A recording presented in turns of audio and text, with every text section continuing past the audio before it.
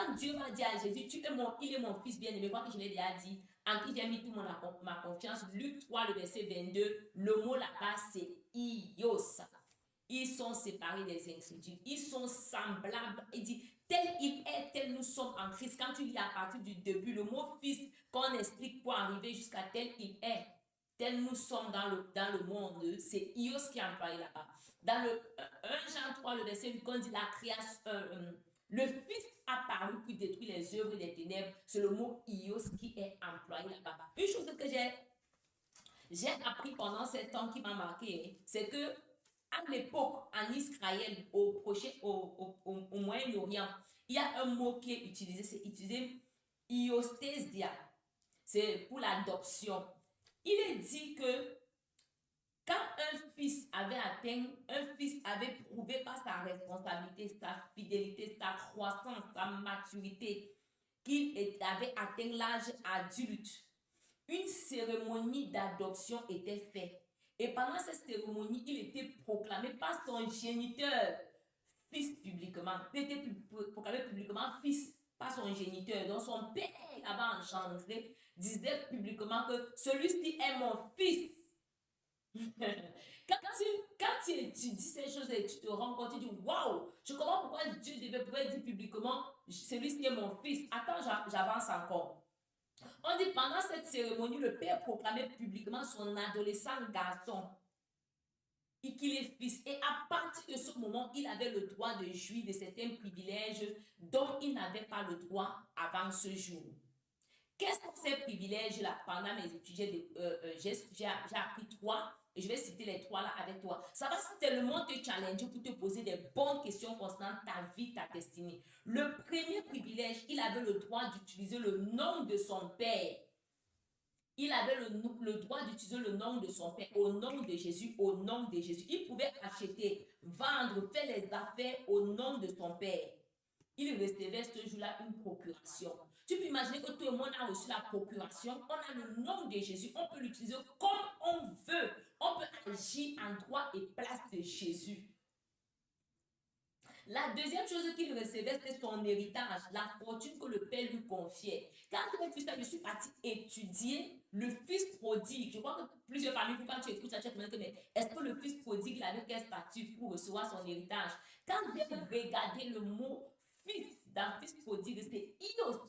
Donc, il disait que donne-moi mon héritage qui m'est dû, qui est censé m'appartenir. Quand nous on comprend dans notre culture, je vais dire que mais ton père n'est pas encore mort, tu prends l'héritage. C'était normal parce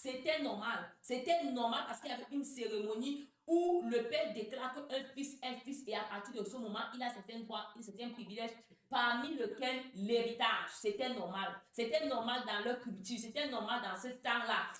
Je ne vais pas vous mentir, bien aimé. En préparation à cette temps, j'ai tellement appris des choses. Je me dis, waouh, ça va. En fait, comprendre c'était dans le contexte, c'était normal qu'il demande son héritage. On l'avait déclaré ios, on l'avait déclaré fils publiquement et il avait droit à cela. Il pouvait le revendiquer, il pouvait le prendre. Mais on voit que ça, c'est quelqu'un qu'on a déclaré ios, mais qui est encore irresponsable, qui est parti le gaspiller. La troisième chose, là, c'est là où ma tête a fait comme ça. Ça secouait ma tête. Le fils recevrait l'égalité avec le père. Le fils recevait l'égalité avec le père bien-aimé. Waouh! Le drame m'a secoué. Pourquoi? Parce que je me suis rappelé quand Jésus m'a dit aux pharisiens, au docteur de la loi, qu'il est fils de Dieu. Et ils m'ont dit, en disant cela, il se fait égal avec Dieu. Jean 5, le verset 18, je ne me trompe pas. Il se faisait égal avec Dieu. Donc, il était en train de proclamer, je suis un ios de Dieu. Parce que je suis le ios de Dieu, eux, ils comprenaient que, what? Tu dis que tu es ios de Dieu, étant ios de Dieu, tu as l'égalité. Tu reçois l'égalité, tu es égal à Dieu. Parce que nous, quand on va voir que, mais comment il dit seulement qu'il est fils de Dieu, on dit qu'il est égal à Dieu. Selon leur culture, quand on faisait cette adoption publique, le fils avait un privilège, il recevait l'égalité avec son père. Il pouvait représenter son père partout. Il était égal à son père. Qui le voyait avait vu son père. Quand tu avais vu le fils, tu avais vu le père. Parce que le fils ne faisait que ce qu'il avait vu du père. C'était ça un ios. Et eux, ils comprenaient ça pleinement. C'est pourquoi ils voulaient le lapider. Que toi, tu te prends pour qui? Tu te prends pour qui? Imagine que dans le monde des ténèbres, quand on te regarde, on est en train de voir Jésus-Christ, mais tu n'es même pas conscient. Tu n'es même pas conscient, bien-aimé. Tu n'es même pas conscient.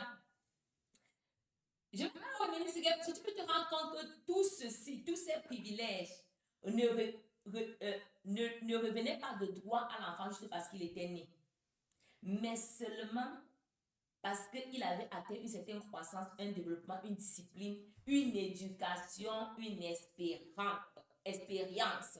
C'est ce que leur culture disait. Maintenant, je veux que tu te poses la bonne question. Parce que tu vas aller étudier tout ça. Tu vas pas seulement te baser sur ce que tu as écouté Blandine dire. Tu vas te poser la bonne question. Quel niveau de croissance ai-je? Quel est mon niveau de croissance spirituelle? Où est-ce que je suis? Si Paul dit que les bébés ne prennent pas la nourriture solide, même dans le monde spirituel, les combats, c'est pas catégorie. Il y a les démons qui ne vont pas t'attaquer. Quand tu dis que Satan m'attaque, il pèse ses balles pour toi. Pourquoi? Est-ce que tu as atteint le niveau où Satan va se lever pour attaquer? Est-ce que moi-même j'atteins? Posons-nous les bonnes questions. Quel niveau de croissance as-tu? À quel niveau de croissance es-tu? Es-tu un épios? Es-tu un païdon? Es-tu un technon? Es-tu un nianiskos ou es-tu un ios? Quel est ton niveau de croissance de bien-aimé? Pose-toi les bonnes questions. Parce que très souvent, on va dire, il est charnel. Donc, en fait, quand tu comprends ça, ça te donne de comprendre beaucoup de choses. Parfois, quand certaines choses, tu as écouté certains messages, tu vas te dire que c'est le blasphème, tu n'as même plus le temps d'étudier même la parole de Dieu. Quand on va te faire certains reproches, change ton habillement.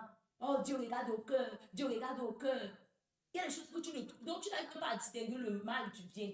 Comme la Bible va le dire dans le livre de Hébreux, chapitre 5. Tu n'arrives pas à discerner que tu es une pierre d'achoppement pour les autres en fonction de comment tu t'habilles. Tu n'arrives pas. C'est à cause de ton niveau spirituel. C'est pas que les autres exagèrent, pardon. Ils exagèrent, ils veulent montrer pourquoi.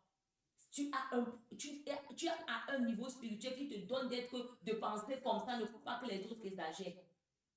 Il y a des choses qu'un peut faire, dire, marcher, va dire, pardon, il fatigue les gens. Parce que je n'ai pas atteint ce niveau de maturité-là.